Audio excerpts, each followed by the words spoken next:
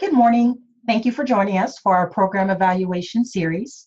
Our topic for today is Title IV, Part A, Safe and Drug-Free Schools. I do want to start off by saying that this program is no longer funded.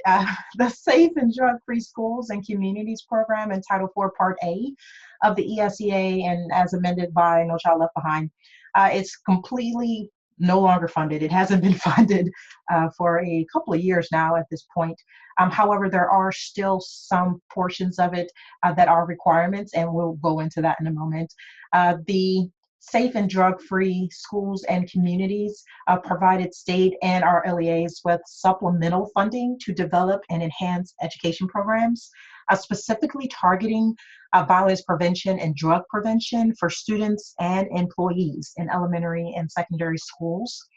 So even though the SDFSC, that portion of Safe and Drug-Free Schools portion of Title IV Part A is no longer funded, the Gun-Free Schools Act under this, which is Title IV Part A, but Subpart 3, remains a requirement. So the Gun-Free Schools Act requires that anyone receiving NCLB funding under any of the programs have a state law in effect that basically requires LEAs to expel any student who is determined to have brought a firearm to school or possessed a firearm at school. And this expulsion or expulsion has to be no less than 1 year.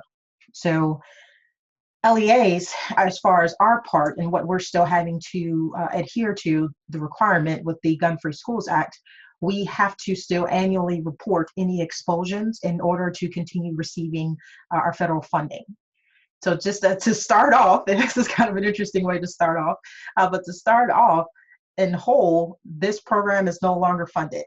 However, we still have to adhere to the Gun-Free Schools Act portion, which is Subpart 3, saying we are going to report anytime that a student brought a firearm to school or possessed a firearm of any kind at the school, and that expulsion cannot be less than a year. So going into it, let's start off with that. Here's our agenda. We will be going over program evaluation series overview. I do still want to cover the stat requirements, those of what were originally intended under Title IV Part A and the stat requirements under the Subpart 3, the Gun-Free Schools Act.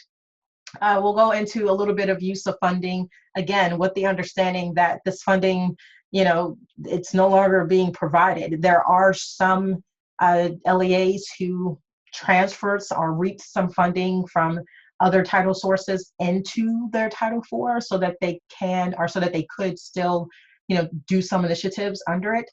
Very few have done so. So I do want to go over in general what the statute says as far as use of funding. We'll look at a couple of allowable or unallowable examples, then the program evaluation process, the link between the CNA and the CIP, and then we'll also go into closing, looking at other program evaluation series sessions and resources. I do not anticipate this session taking as long as the others, meaning the 2 hours that we have allocated for it. And part of the reason why is because this particular program is no longer funded, and the portions that we do have to turn in as far as who was expelled, that really is a very small piece of the program evaluation component that we will hit on as we go through it. Okay? If you have any questions as we go through this, feel free to stop me, and we will answer those. And if I do not have an answer right away, I'll make sure I get you one. Let's get started. So the program evaluation series overview. Exactly what is it? How many do we have? And why are we in fact offering it? Well, if you've been joining us for some of our other program evaluation series, or if you've seen the flyer, you've seen this description. And the series description basically says we have to do program evaluation of any program that we are receiving funding for. And if there is a mandate for us to have the program, i.e., the Gun-Free Schools Act, we want to make sure that we're evaluating it and staying really in compliance with what our federal requirements are, and then also what our state guidelines and requirements are as well. So in the program evaluation series, we have a total of 9 sessions. This is session number 8. We will conclude tomorrow on June 1st with Title VI, Part B, the Rural Education Initiative. We are offering this series because we wanted to make sure that if you had questions and you wanted to be able to get answers right away, specifically as pertains to the program evaluation components, we wanted to have an opportunity and a place for you to be able to go do so, either live during our time together when we're actively recording the webinar, or at a later date through our online learning center. So the statutory requirements, the requirements to evaluate basically any of the programs that we're receiving federal funding for can be found, and these are indicated in the provisions and assurances, a portion of the NCLB consolidated application.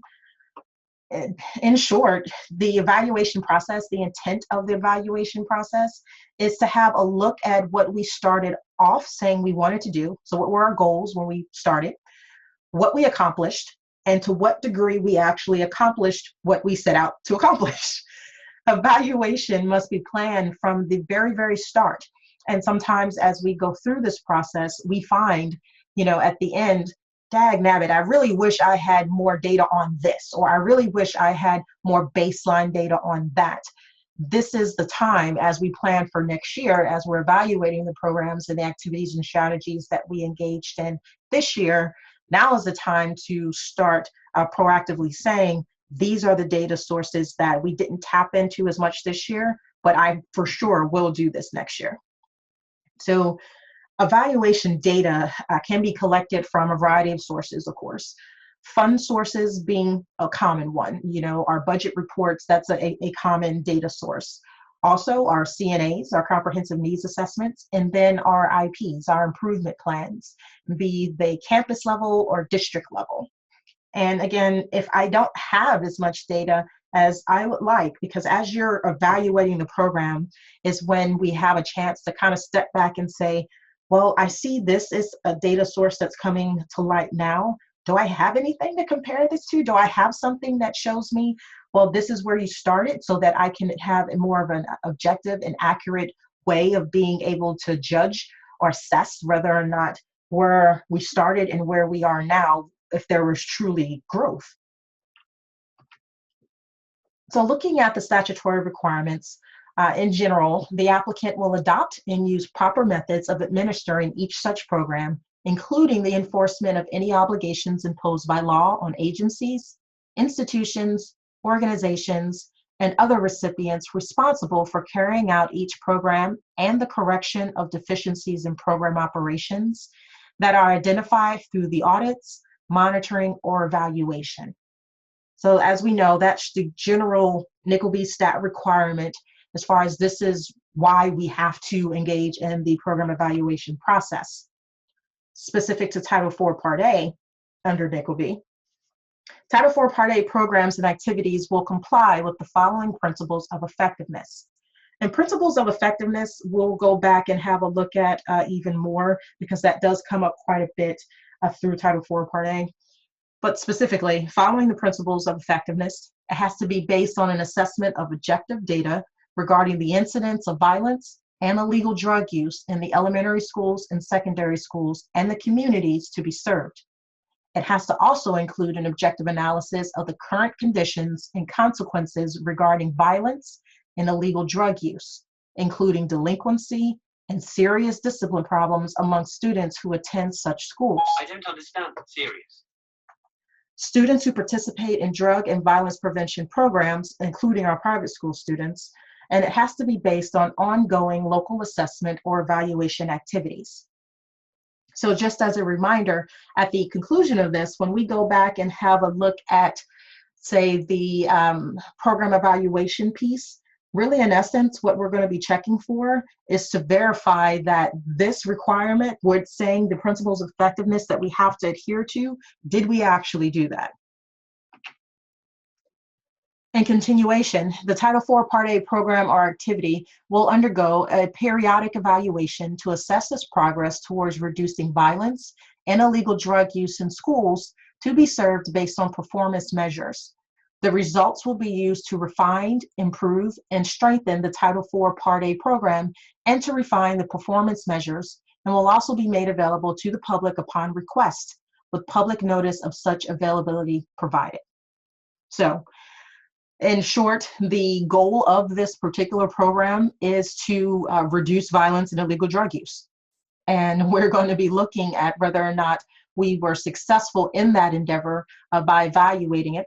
And we have to provide this information and make it available to the public upon request. So going now, we're going to start to journey into the law portion of this. And again, and I'll say this several times throughout our time together, I'm very much aware, and please just as a reminder, know this program is no longer funded. It does not mean, however, that we can't take a look at what the intent of the law, the intent of the statute is for Safe and Drug-Free Schools and the Communities Act. And then we will delve again a little deeper into the Gun-Free Act.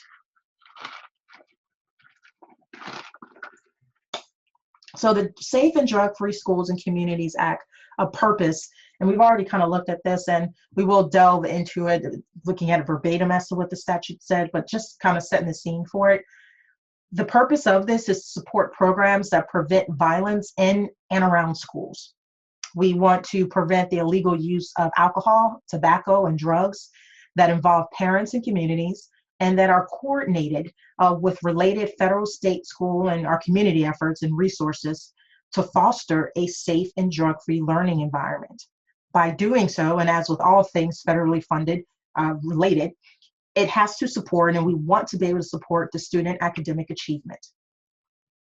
So this is the purpose of the program from section 4002 that comes directly from statute. Says the purpose of this part is to support programs that prevent violence in and around schools, prevent illegal use of alcohol, tobacco, and drugs involving parents and communities, and coordinated with federal, state, and community efforts, which is what we've already surmised together. Going a little further, it does say through provision of federal assistance.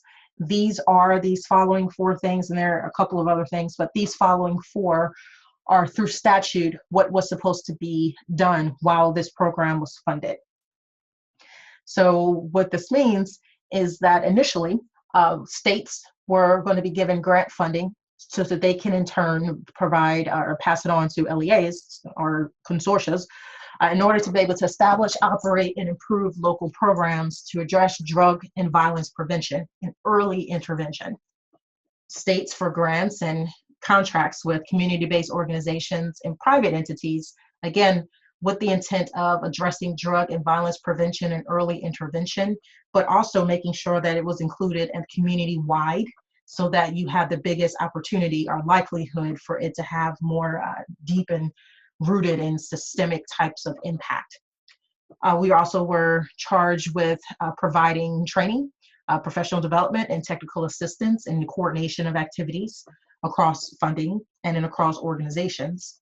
And then lastly, the last purpose of this original program was for public and private entities to provide technical assistance. Again, we're looking at trainings, demonstrations, evaluations, and then supplemental services to assist with instilling and running a community-wide drug-free and violence prevention program. Section 4115 goes into what are considered the principles of effectiveness. And I will go into this a little bit more, but with the principles of effectiveness, you see this throughout the legislation as pertains to Title IV Part A. So basically, the principles of effectiveness are the key pieces that we're going to be judging our program off of to be able to evaluate whether or not the activities that we're engaging in, the strategies that we're engaging in, the needs that we said we found through that CNA, the Comprehensive Needs Assessment, is it being, what we're doing, is it being effective? So these principles are as follows. It says, in general, for a program or activity developed pursuant with this subpart, the program or activity shall, or in other words, we will, A, the program must be based on an assessment of objective data regarding the incidence of violence and illegal drug use in the schools that are going to be served. So even within that, it says it has to have an objective analysis of the current conditions and consequences, including delinquency and serious discipline problems among students who attend that school. The second part, or the second piece of effectiveness, the program that we engage in, the activities that we engage in, should be based on an established set of performance measures. So we're setting up these performance indicators, these measures of what we want to be able to ensure that our elementary and secondary schools and communities will have. So if I'm saying that I'm serving our elementary and secondary schools as well as our communities, I'm serving them in the capacity of we want to have a safe, orderly, and drug-free learning environment so that academically our students can excel. Here are some more of the principles of effectiveness that have to be based on scientifically based research. And again, that is an interesting term, and people use that to their advantage sometimes, because I can pull anything that says this is scientifically based. However, we want to have a further look and a deeper look at with the specific population that we are serving in our LEA at this specific campus within our district. Are these actual research strategies that we're finding proven to work with this population? And in this instance, for the intent of reducing violence and illegal drug use. Principle of effectiveness, number 4, it has to be based on an analysis of the data reasonably available at the time. And it would reference the prevalence of risk factors, including high or increasing rates of reported cases of child abuse and domestic violence, protective factors, buffers and assets, and other variables in schools and communities in the state identified through scientifically based research. Now, the risk factors component, as well as the protective factors, buffers, and assets, you'll see that also throughout this legislation, and I'll go into deeper detail as far as really a definition for those as we go along. And we have component E, or the last really principle of effectiveness. We have to include meaningful and ongoing consultation with and then input from parents in the development of these programs or activities. In all federal legislation, really, there is a high, especially with the title programs, there is a high, I don't want to say requirement, but emphasis, and in some cases, I mean, there are requirements, but there really is an emphasis on involving families and community members, our families and our parents, in what's considered meaningful and in parent involvement. Under Title I, Part A, they say ongoing and meaningful consultations or communication to make sure that as a community, including the school and the families that we're serving, we are all on the same page, and we are all offering support and guidance as to this is what I can specifically do, or this is what I would suggest we do in order to really tackle this concept of reducing violence and illegal drug use. So LEA activities, and this is again, found directly under the legislation for the Title IV Part A. An LEA shall use funds, and I'm aware we no longer, this is not funded per se, but some of our LEAs have decided to kind of transfer or reap some funds into Title IV to be able to conduct this program. But if you're having funding, if you have funding remaining for this, we are required to develop, implement, and evaluate comprehensive programs and activities. They should be coordinated with the school and other community-based services with the intent of fostering a safe and drug-free learning environment that supports academic achievement. They should also be consistent with the principles of effectiveness that we just read. And they should be designed to prevent or reduce violence, the use, possession, and distribution of illegal drugs and delinquency, and create a well-disciplined environment conducive to learning. And that environment is honed and developed and created due to consultations between the teachers, principals, other school personnel, and families to identify early warning signs of drug use and violence and provide what they consider are called behavioral interventions as part of classroom management efforts. In addition, these activities that we're referencing as far as creating, they should include, or they can include, activities to promote the involvement of parents in the activity or program. So there is not that barrier between what goes on at school stays at school, what goes on at home stays at home. It genuinely is creating a tripartite of collaboration between all vested parties in our children's education. So the families, the communities, and schools, as well as anyone else who wants to be able to serve and for our children's education. Activities can include promotion, coordination of community groups and coalitions, and distribute information about the LEA's needs, goals, and programs. Now, there is a long, long list of authorized activities. I am going to take you to this because I want to show you these are in statute kind of activities that were green lighted. If you are choosing to operate and really delve into preventative activities so that you can maintain and create a safe and drug-free environment for your students, it's a good thing to look at this list because these are a list of activities and actions under statute that are already approved. Not to say that you cannot deviate from this, but these are, ones that we know for sure they're good to go. So this is the direct statute itself on the USDE's website. I'm going to scroll down to section 4115, which is authorized activities. So give me a moment. I'll try not to scroll too fast and make you nauseous.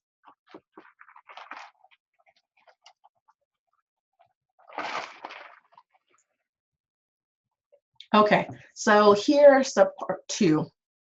Here is a list of authorized activities for our LEAs, and you'll see it starts off at A and it goes all the way down to F, and within each one you have additional examples. So I am not going to read all of these to you. I just wanted to show you where you could find it, but I'll read a couple of pieces here and there. So age appropriate and developmentally based activities that address the consequence of violence and illegal use of drugs as appropriate.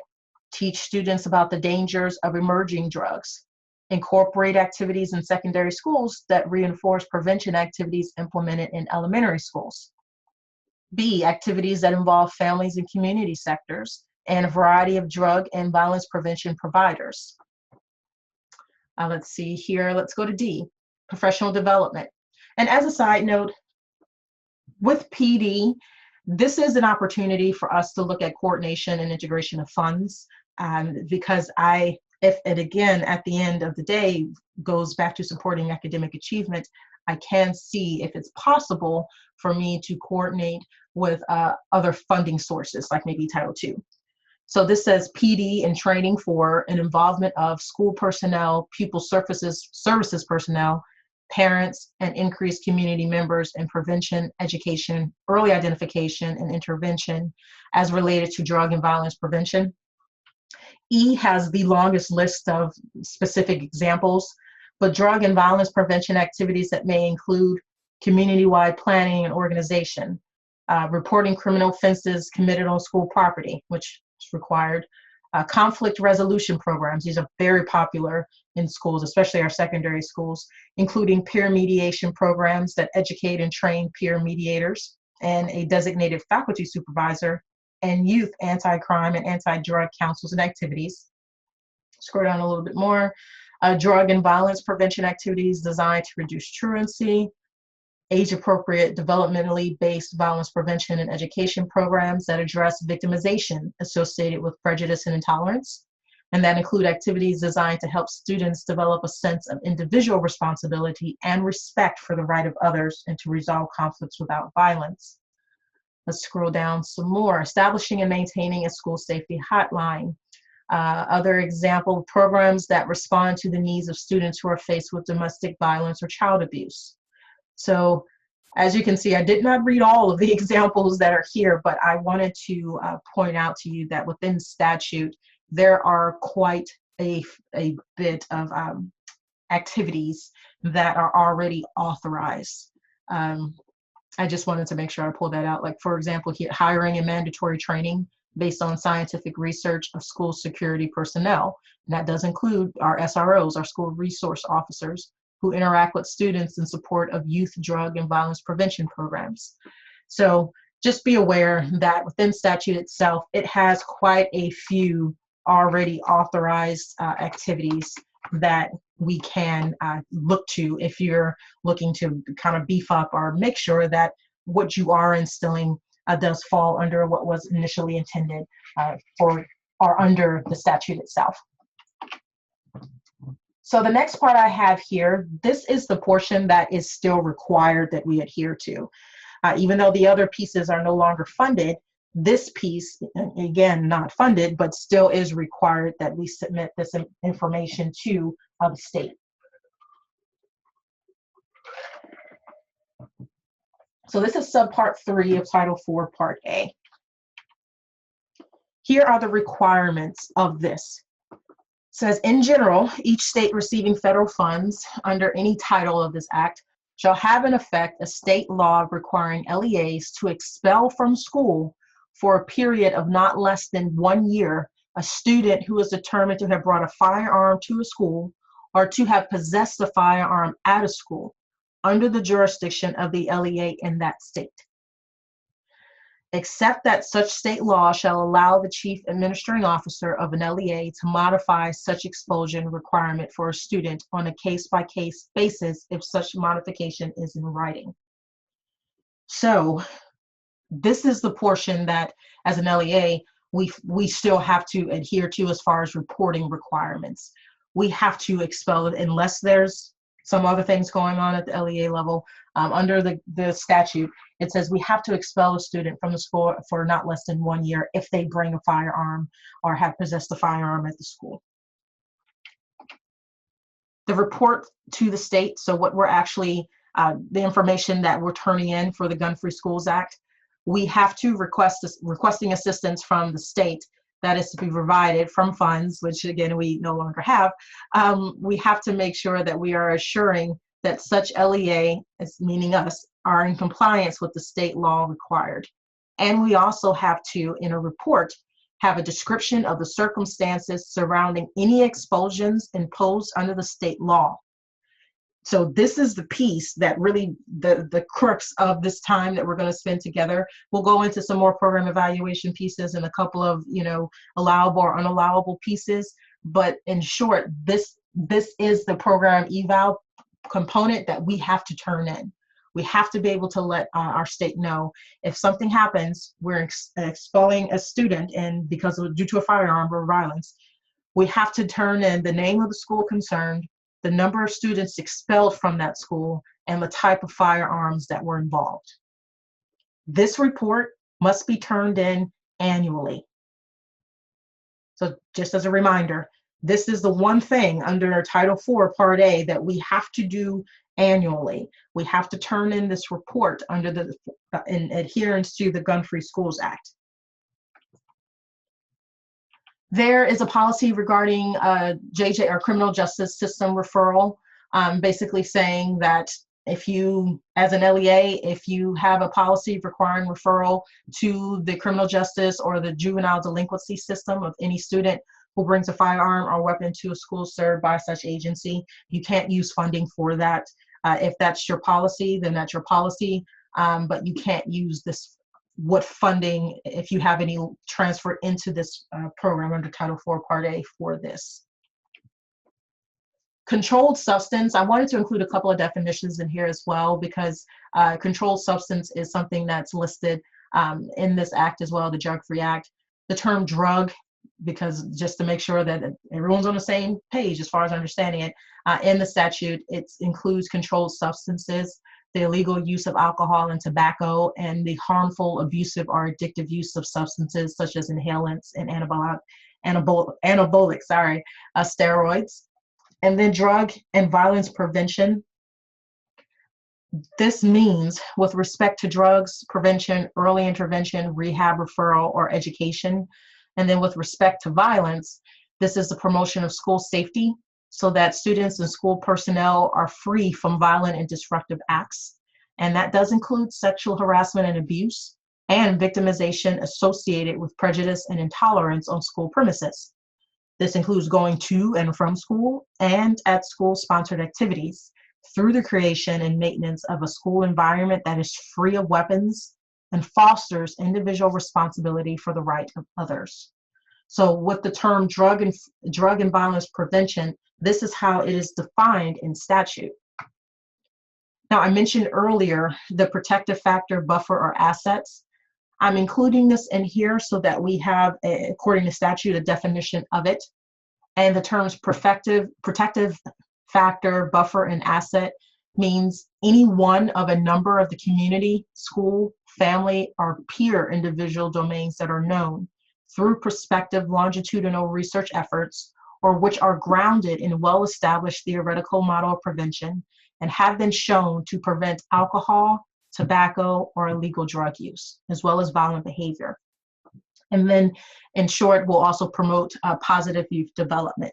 So protective factor, buffer, or assets, or any of these pieces that we know through research, and not just research in general, but research that has been proven to work with our specific population, have preventative measures and have shown to promote positive youth development on a whole throughout the school and the community.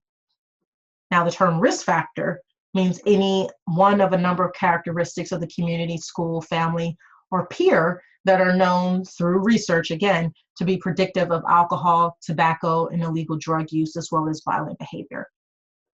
All of this here is found under the Gun-Free Schools Act.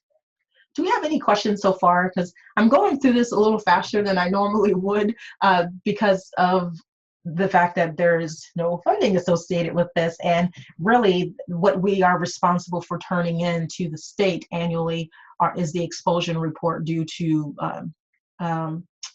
firearms. So do you have any questions so far as we go through this?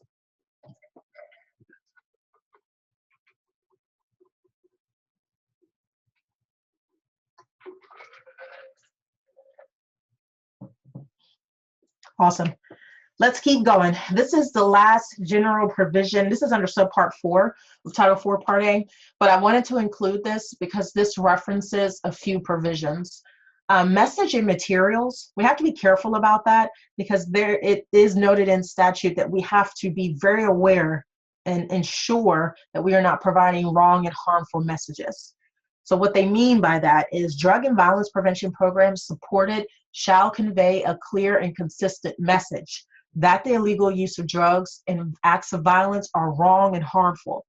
So even under the curriculum has to adhere to or fall under that same requirement that the message is not one of positivity when it comes to drugs and violence. It's one of that uniform thought of the illegal use of drugs and violence being wrong and harmful. Here's another general provision under Subpart 4. Parental consent. Upon receipt of written notification from the parents or legal guardians of a student, the LEA shall withdraw such student from any program or activity funded under this. The LEA should also make reasonable efforts to inform parents or legal guardians of the content of programs and activities other than classroom instruction. So if you are operating a program under your Title 4 Part A, your safe and drug-free schools and communities, and you have a parent that says, hey, through written notification, that they don't want their student participating in any supplemental drug and violence prevention program, we have to remove them from the program. And then the last section here, 4155, this talks about the transfer of school disciplinary records in accordance with FERPA, not later than 2 years after the date of enactment. Each state receiving federal funds under this act, and again, we're aware that funding ceased, but this is just a good rule of thumb. This was in the statute. We have to provide an assurance to the state that a procedure is in place to facilitate the transfer of disciplinary records with respect to suspension or expulsion by an LEA. And this expulsion or suspension, if a student is leaving our LEA and going to a private or public elementary or secondary school, we have to have a transfer of the records. So now I want to go into, according to statute, what are some allowable or kind of unallowable and prohibited uses of funds? No funds under this part may be used for construction, so except for minor remodeling needed to accomplish the purpose, or medical services, drug treatment or rehabilitation, except for pupil services or referral to treatment for students who are victims of or witness to crime or who illegally use drugs. This is it. So when we're looking at what I cannot use funding for, and again, there is a supplement, not supplant component of this as with all federal funding. But in addition to that, we are not allowed to use these funds for construction, except for the caveat that's there, or medical services, drug treatment or rehab, except for pupil services or referral to treatment for students who are victims of or witness to a crime or illegally used drugs. So when I'm looking at a allowable versus unallowable kind of question, it says, can I allocate funds to campuses with the greatest need, or must it be for all of them?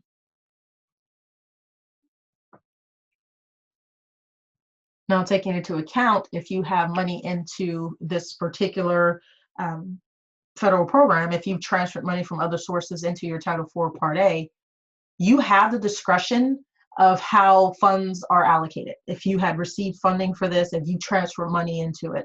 However, the use of funds is targeted to schools and students with the greatest need based on your needs assessment. So this is going back to your CNA. So if I say in my CNA that there is a great need on this particular campus, then yeah, it would be allowable for you to then say, well, I want to concentrate some of my efforts with this campus versus this one. You do have to ensure that the funds that you're using are supplemental to the level of state, local, and other non-federal funds, and not to replace funds that would have been available if these funds had not been available. So this again is just going back to your supplement versus supplant. Just as a side note, we do have to continue to develop, implement, and evaluate a comprehensive programs for all students and teachers that are involved in this community-based services, if you are in fact running a Title IV Part A program. So here is another example. Can I use these funds for drug testing students and employees? Can they be used for background checks?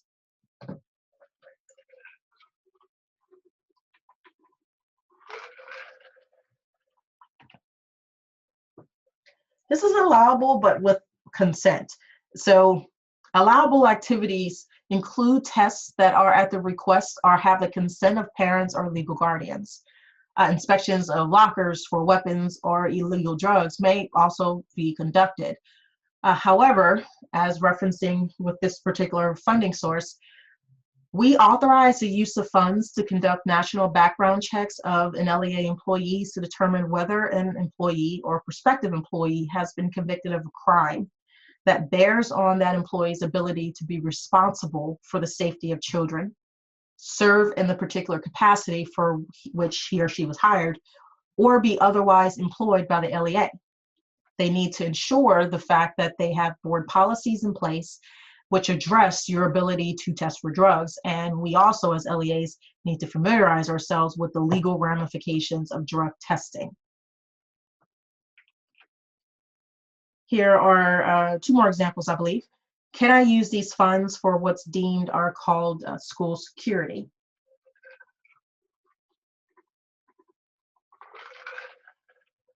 If you have funding transferred into your Title IV Part A, we can look at what's considered school security under statute. There is in fact a list that has the types of security hardware that can be purchased with this funding. And funding may be used to buy and install metal detectors, which are very common. You see those in some of our LEAs, the districts, they choose to have metal detectors, electronic locks, surveillance cameras, and other related equipment and technologies. So here is the last one I have for us. Are academic activities such as a tutoring program that are unrelated to drug and violence prevention allowable? And allowable under the thought that the use of funds for activities would engage the students in the learning process. So if I'm saying, oh, using this funding from this particular, from Title IV Part A, would allow or assist our students with engaging in the learning process, can I use this money?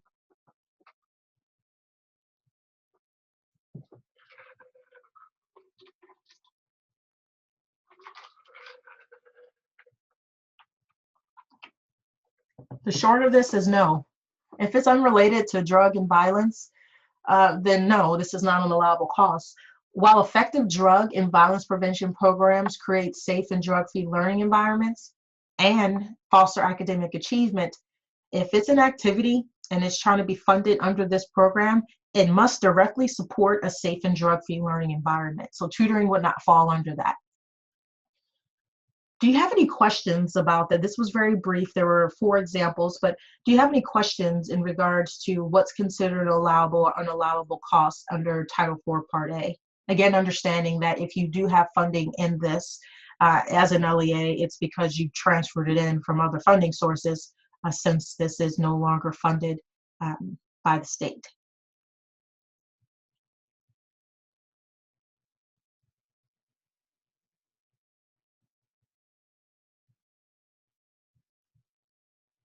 Okay, let's keep going. This is the program evaluation process. We're going to look at the process itself as well as the tool. And this process, if you have the program evaluation booklet, is on page 6.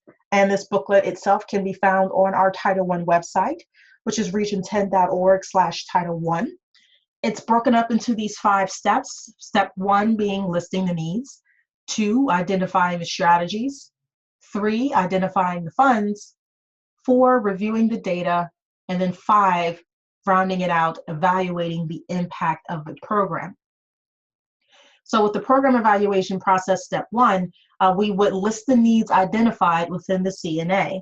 Now, with the CNA, and I'll get into this as we go along as well, but the CNA really is the crux of everything that occurs. It is the foundation, it is the base as to how we decide what programs and activities we are going to engage in, because it clearly identifies what needs we have as an LEA and what needs we have as a campus.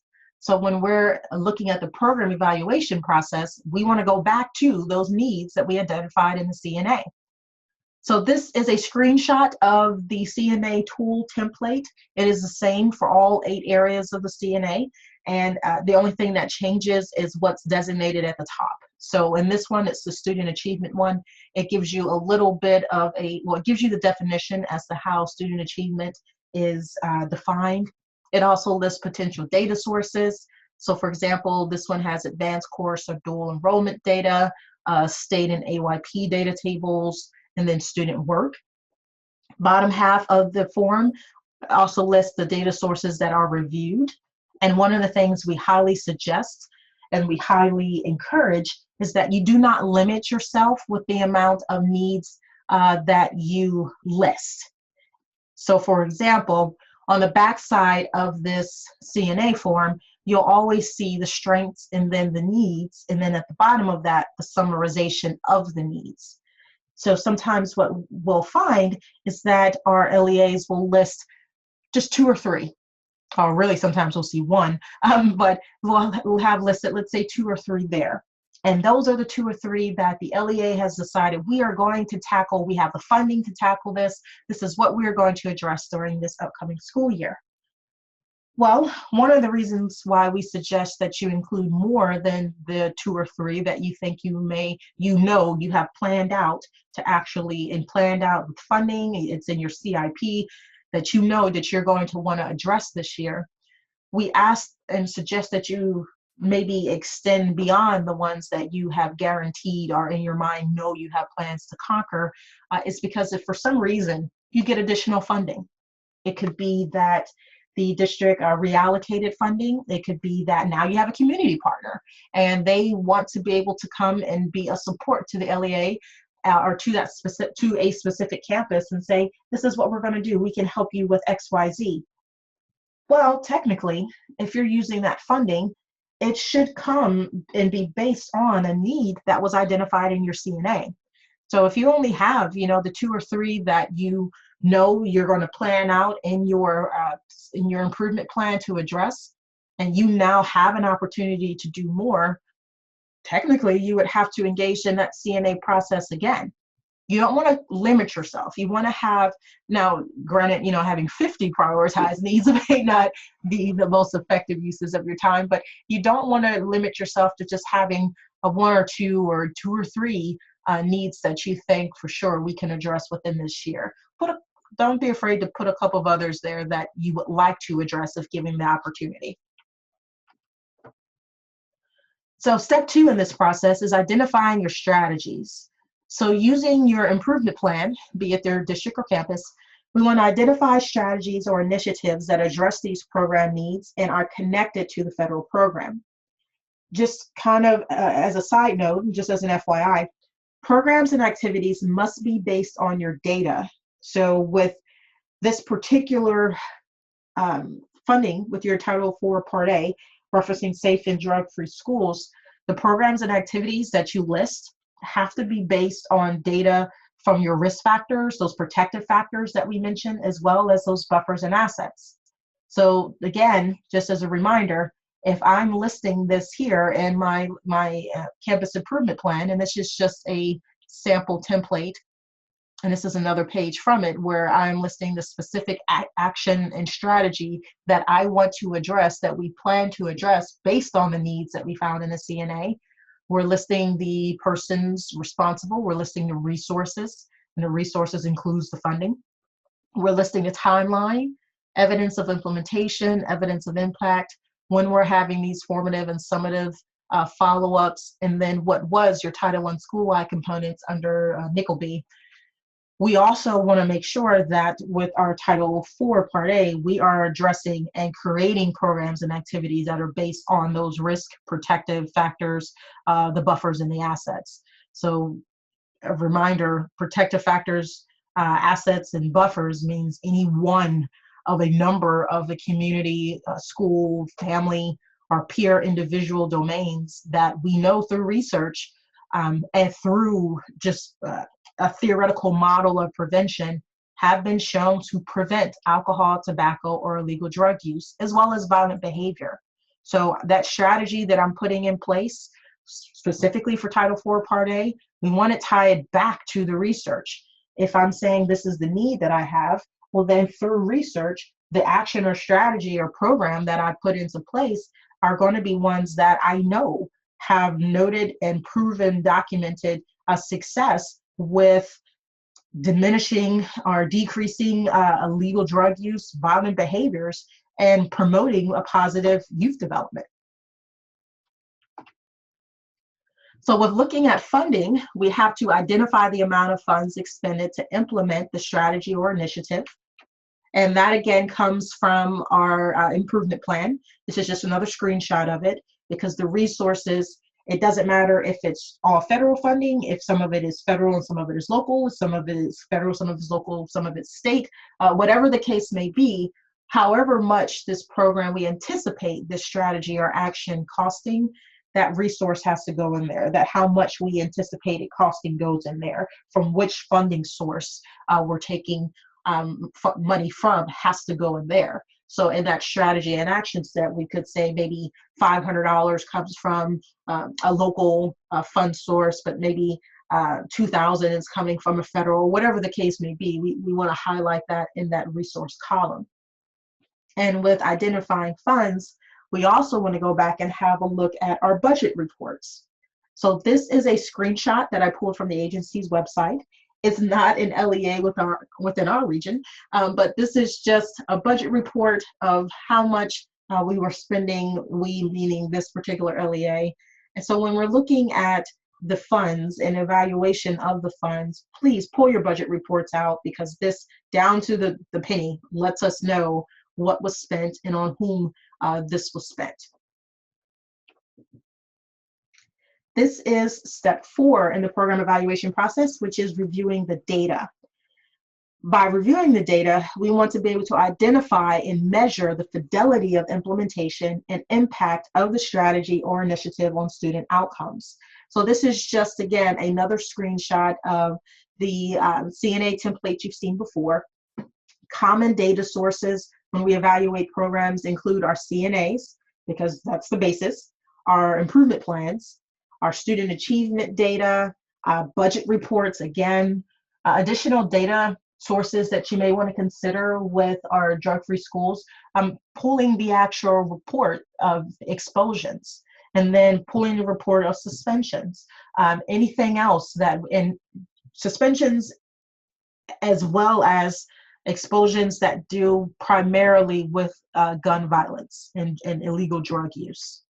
Not that the others won't help as well, but with Title IV Part A, since we're specifically talking about the Gun Free Schools Act, I would want to pull any of that suspension or expulsion data that addresses specifically guns and gun-related violence. So after you collected that data, activities following the data collection are very important and a part of that needs assessment process. So for example, the data collected during this should be made an integral part of your planning process. So if I'm doing an analysis on various pieces of data collected, it may help me to identify what drugs are being used in the area, whether drugs are used by many students or if it's concentrated in a more limited segment of the population.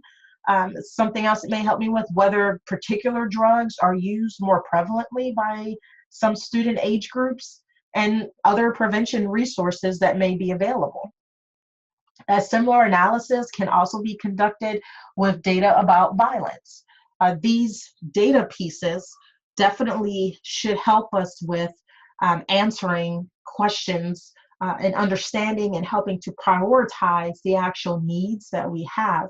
Because again, this goes back to the CNA and identifying a specific problem that we need to, that now needs our attention, developing measurable goals, and then selecting effective programs. Just as a side note as well, I included this data here, but academic trend data also it would be a good indicator for you to use when reviewing data sources, because if students are expelled, or if they are suspended and it's due to drug or other violence, their academics will reflect that. So this is step 5 of the program evaluation process, and that's evaluating the impact of the program. So we want to evaluate it and make recommendations for continuation or modification of the strategy or initiative. So what I have here is just a screenshot of a heat map. It's not specific to anything. I just wanted to be able to point out that when we're looking, are trying to look objectively at the veracity or whether or not the implementation of that specific action or strategy or program was worth the investment of the resources, and resources being the financial resources, time, everything that's involved with actually engaging in that program, engaging in that action or strategy. We want to be able to step back and say, was this beneficial? Was it worth it? So did we have a decrease in expulsions? Did we have a decrease in suspensions due to drug or violence? And using, in essence, like kind of a heat map to be able to assess, okay, this is what happened during quarter 1, this is what happened during the first grading cycle or the second grading cycle. It's just something else for us to be able to have objective data. So before I go into the sections 4115 and 4116 of Safe and Drug-Free Schools and Communities Act, do you have any other questions for me?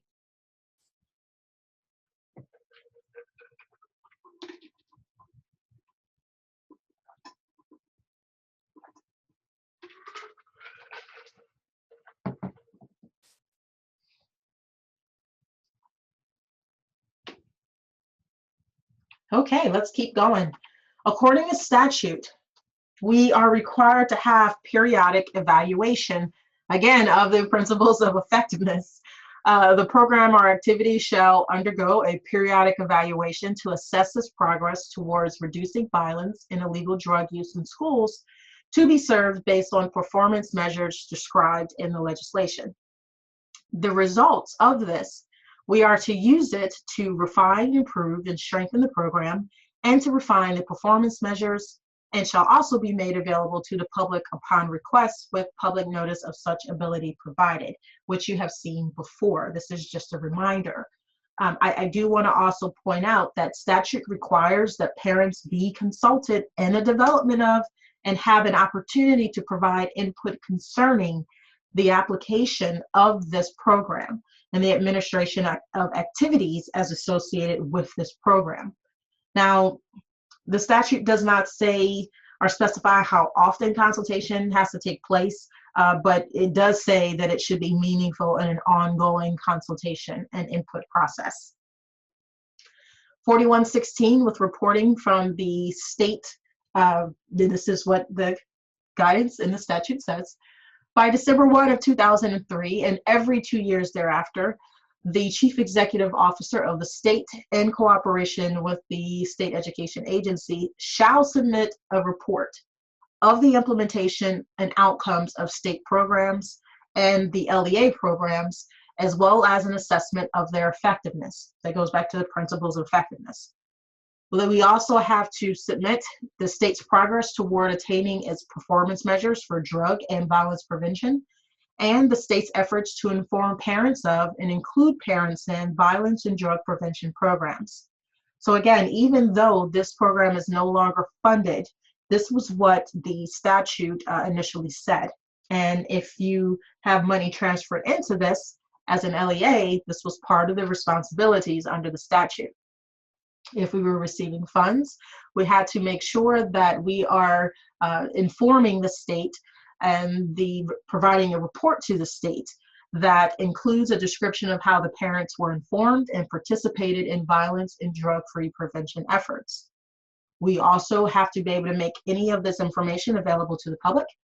And no later than January 1 of each year, the state is required to report to the secretary itself. The secretary will provide to the state education agency all of the documentation as pertains to compliance for this section, which is part of the reason why we have to make sure that we are annually turning in our documentation as an LEA in regards to who was expelled due to drug and violence, and specifically guns, so the Gun-Free Schools Act.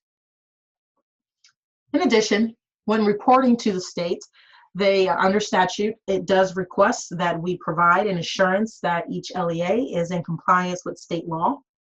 And you've seen this before as well, we have to make sure that we are turning in and submitting annually any expulsions imposed under the state law.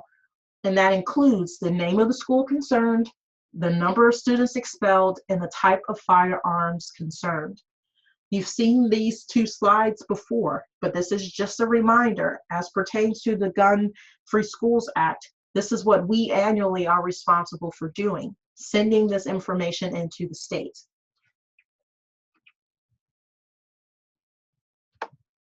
You've seen this slide already as well, but this is just a reminder. When I'm submitting this information to the state annually, we just want to make sure that we have some type of local policy in place referencing or in regards to criminal justice or juvenile delinquency system, and just know that that is not an allowable usage of funds. So I want to delve once more a little deeper into the principles of effectiveness. And you've seen this already, but I'm not going to read this to you again. I just want to remind you that if under this program, we want to make sure that it all comes back to this. Whatever program, whatever action or strategy that we are investing resources into, we should be able to, and we must be able to go back and say, is this an effective program? And if in order for that program or activity to be effective, it has to fall under one of these principles of effectiveness. And I'm not going to read this to you again. They're here on the screen, and you can find these, of course, on the website.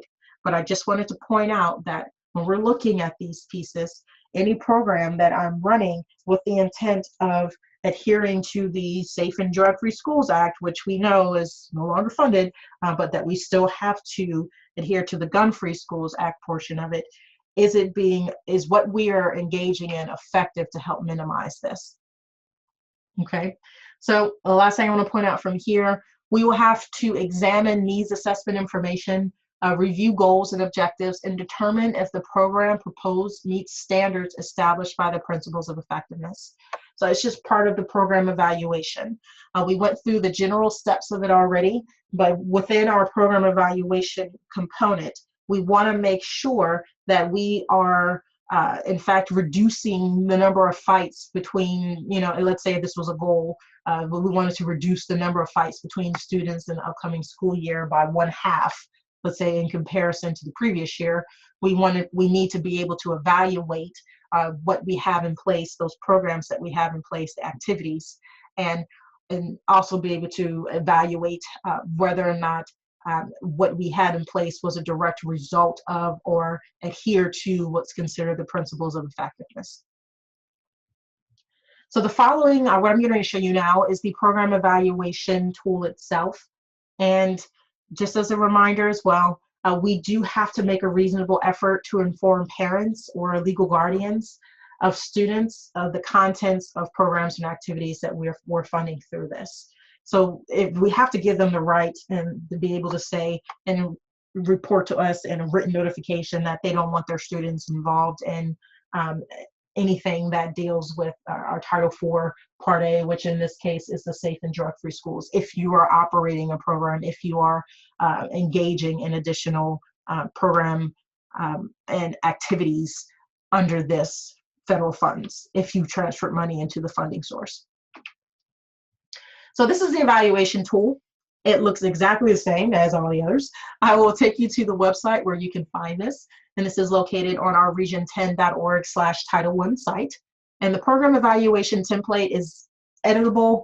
It looks exactly the same for each program. The only thing that changes is, of course, the name of the program that you see there at the top. So in this case, Title IV Part A, Safe and Drug-Free Schools and Communities.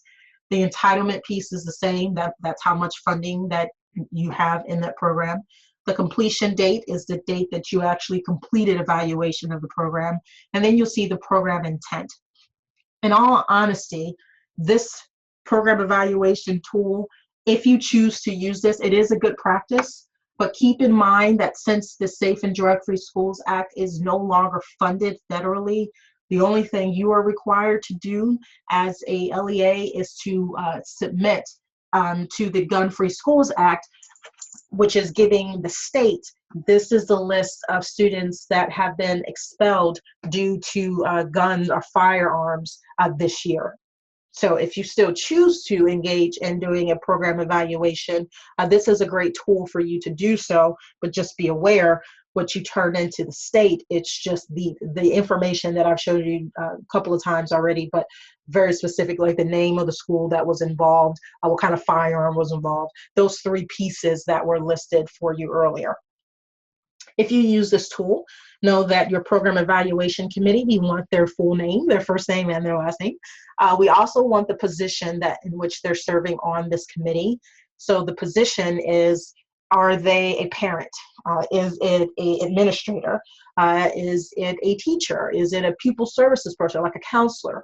And part of the reason why they like to see this information is because it shows that we have a diverse invested interest into this program. It's not just counselors sitting down and saying, this is an awesome program because of XYZ. By showing that we have a diverse group of individuals involved in this process, we're able to theoretically say we have divergent, and not necessarily divergent, but we have a wide span of viewpoints that evaluated this program to be able to say either it was effective and our recommendation is that the impact was strong enough that we continue this, or we don't. This is page 2 of the evaluation tool. It's exactly the same as all others. You'll see here where it has the date in that far left-hand column. That's not the date that the program started or concluded. It's the date that you sat down as a committee and looked at that specific strategy to address the need. The need, again, pulled from your comprehensive needs assessment. Expenditure, how much money we spent on that specific strategy to address the need, what the impact was, and recommendations. And the recommendation, it could be, this is something we want to continue next year. It could be, well, with slight modifications, let's continue this. Or it could be, this, didn't work at all. And then at the very bottom, data sources, where did you or how did you come to that conclusion? With the Gun-Free Schools Act, and adhering to that under the Title IV Part A, the data sources can be a variety of things, but for sure, I would want to pull my expulsion and my expulsion records, and also your suspension records if you want, but just be aware that what you are turning into the state goes back to who was expelled due to a firearm. So before we start to go into the first piece of our wrap-up, do you have any questions about the program evaluation component and what exactly you as an LEA are required to submit to the state?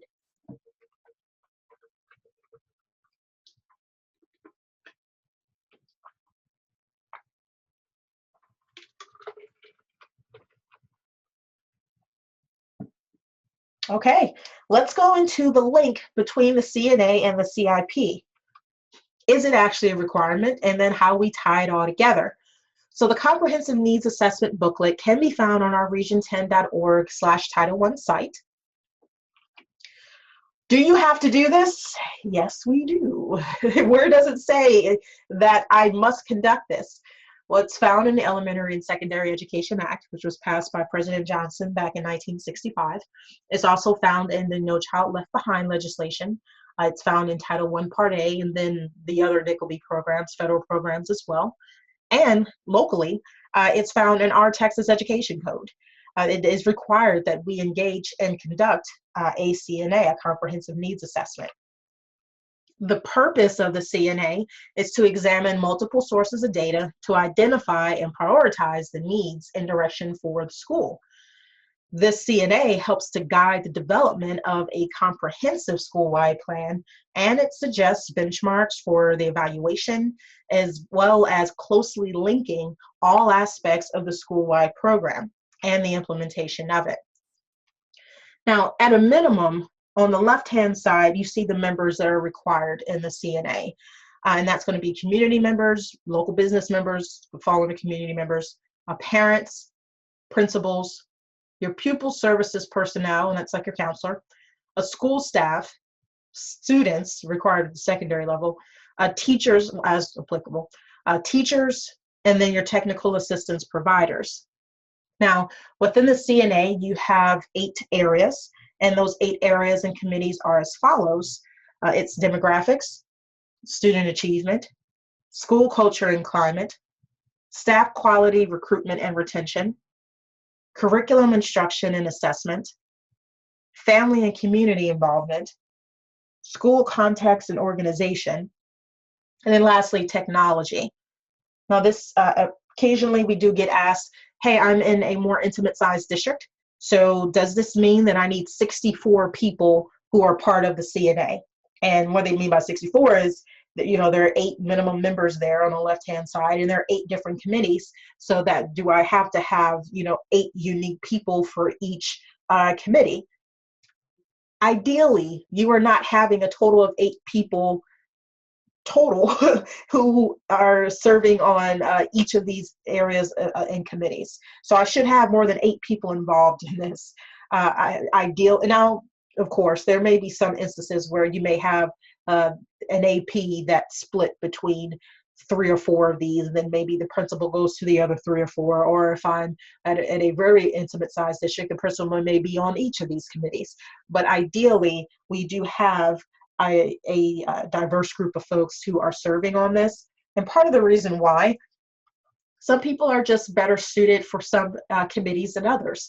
For example, one of my colleagues here at Region 10 is our counselor. She would be awesome in the School Culture and Climate Committee. I am better suited for the Curriculum Instruction and Assessment Committee. So it's not to say that you may not have other people or the same people on a couple of different committees, but Ideally, you have a unique group for each one of these committees, and they're there, and the committees are established based on what the needs are identified as. So again, with the CNA, this template you've already seen, but this is just a generic form for it. The front side gives you a description of that particular area and committee, gives you your potential data sources, and listing the data sources reviewed. And the data sources should not only be quantitative in nature. We want to make sure we have some qualitative pieces in here as well. And when we're looking at Title IV Part A, which deals specifically, in this case, with the Gun-Free Schools Act, there may be some qualitative pieces in that when you look at, well, why is it that you chose to bring that firearm to school? Why is it that you chose to bring that illegal substance to school? You can get some qualitative data from that, which is a data source that should not be ignored. The backside of the comprehensive needs assessment template has your strengths, of course, your needs, and we are prioritizing those in the summary of needs. You've seen this before, but I just want to kind of bring home again that thought, that concept, that your CNA, that comprehensive needs assessment, is literally kind of your end all and be all. It's your starting point. It is the center of everything that you do as far as the decisions that you make for the school, for the campus, for your LEA. That CNA informs and guides your improvement plan. It informs and guides how you're spending your federal funding, Title I, II, III, or IV. It informs or guides how you are using your state allotment funding.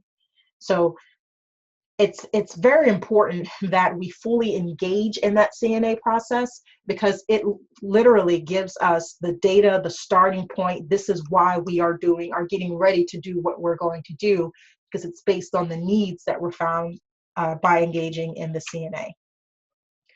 Now that CNA, once we decide the needs, informs our improvement plan, right? Our improvement plan is an action, it's our steps, it's what we're going to do to directly address the needs that we identified. Well, that improvement plan drives your funding, because for each strategy, for each action that we say we are going to engage in to address a need identified in the CNA, well, we have to be able to pay for it.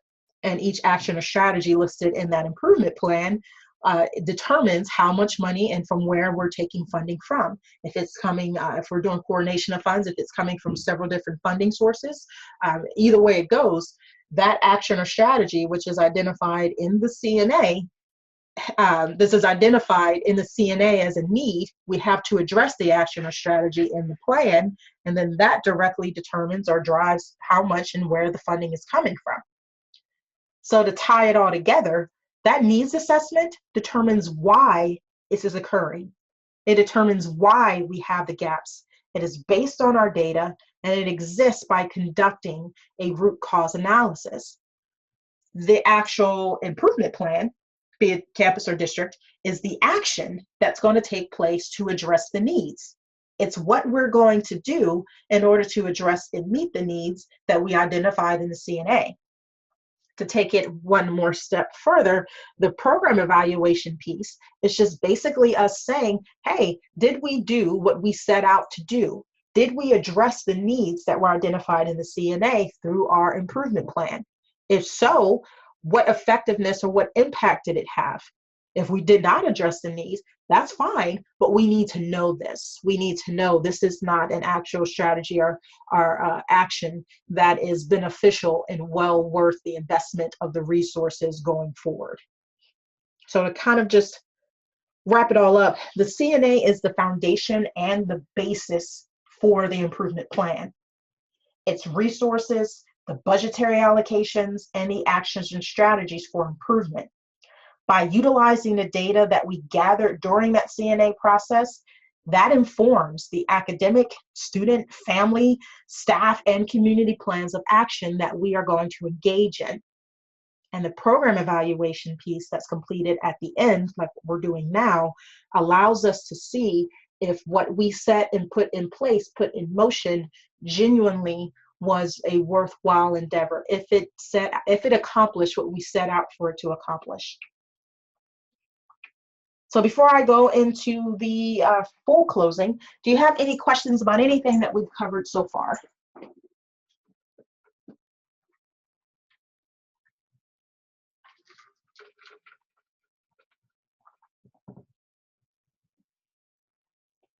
Okay, let's look at this. The program evaluation series sessions. As I've said at the onset, there are a total of 9 in this series.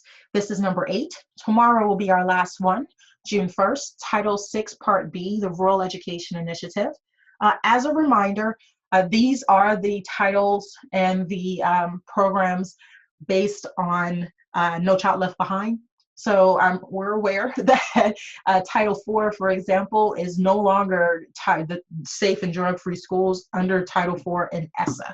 So under ESSA, Title IV is something completely different, and there, is funding associated with that. So we're aware that the titles that you see here do not coincide with the titles under ESSA, but as we are concluding our term under No Child Left Behind, we have the program evaluation series based on those titles. So tomorrow will be our last one, and it's going to be Title VI, Part B, the Rural Education Initiative. Resources. I want to show you where you can access the program evaluation booklet, as well as the Title IV, Part A, Safe and Drug-Free Schools information. So on our website, which is region10.org/Title I, you will find a few resources, but specifically looking at that Title I Part A tab, and I'll take you to the live site in a moment. You'll see quite a few resources, but under evaluation is where you find the NCLB Program Evaluation booklet that we've been looking at throughout our time together. So let me take you to the site so I can show you how to access this. And just as a reminder, anytime you're on any one of our region10.org sites, upcoming events are listed here on the right-hand side. So you see here, tomorrow is our last program evaluation series. And then we're going into several other trainings that are available to you all. The State Allotments Co-op, I'm going to pull this flyer up for you. The State Allotments Co-op is a brand new cooperative that we are starting going into the 17-18 school year. And Becky Book is the contact for that. If you have any questions about what's included in this cooperative, if you have any questions about how do I become a member of that cooperative, please reach out to Becky. She can answer any questions that you have. Going back to the page, you see webinars here. These are our Federal Fridays, but as you scroll down to the bottom, these are the program evaluation series webinars that we've done so far. As we record them, we are saving them and putting them in our online YouTube page for the Region 10. And then from there, we have to build them in the online learning center so that we can have documentation of us providing technical assistance in this capacity to you all, which is why some of them take a little longer than others to get added, but give us maybe another week in total, and all of them will be already hyperlinked. These are the ones that have already been released in the online learning center for us to publish. Coming back to the Title I Part A tab, this is the information that you saw in the cutout from the PowerPoint. But down here at the bottom, I do want to show you what's under evaluation. This is the flyer for the program evaluation series of which you're engaging in now. But if someone else would like to see it, this is where it's located. This is the program evaluation booklet that you've seen a couple of times throughout our time together. If you want to look at further information on it, it does give the objectives, talks about the templates that are there, very brief mention of the statutory requirements, but this booklet is here for you if you'd like to have a look at it. The program evaluation tool is here at the bottom as well. And as I mentioned before, this is an Excel document and it is editable. So as this pulls up, I want to take you to Title IV Part A, which is what we're looking at now. This form is the same form that you saw in the PowerPoint, but I do want to show you that this is an editable document, so you can type into it to your heart's content. And as a reminder, the completion date is the date that you actually completed the evaluation of the entire program, not the conclusion of the date of the school year or when the program itself ended. It's when you completed the evaluation of it. And just as a reminder, I'm very much aware that this is a program that is no longer federally or state funded. However, you still have to submit a certain documentation to the state in regards to expulsions due to firearms. Okay. So this is all we have on the page that pertains to what we're covering right now. Again, if you would like to attend in any of the upcoming trainings that you see here on the left-hand side of the screen, please feel free to do so. What I am going to take you to now is back to our PowerPoint here. If you want any other information specifically about Title IV or Part A from the TA's website, this is a screenshot of it. You can access it on their website. And it says clearly here that it's no longer funded, but we still have to adhere to the Gun-Free Schools Act. Once you're on that webpage, the TA's webpage, you will see a resource guide that's Title IV Part A, Safe and Drug-Free Schools and Communities. It does have some additional questions and answers if you have any. This document, if you have any additional ones that we haven't covered during this time, this document is dated. However, I want to say it's about 2005, 2006. So just be aware that some of the stuff that's in this guidance document no longer applies to us. However, it does talk about like the supplement, not supplant portion of it. It does give some other just examples and other common questions. So just be aware that it's a dated document and some of it no longer is applicable. So as I go into closing, do you have any questions or feedback for me that we have not addressed so far?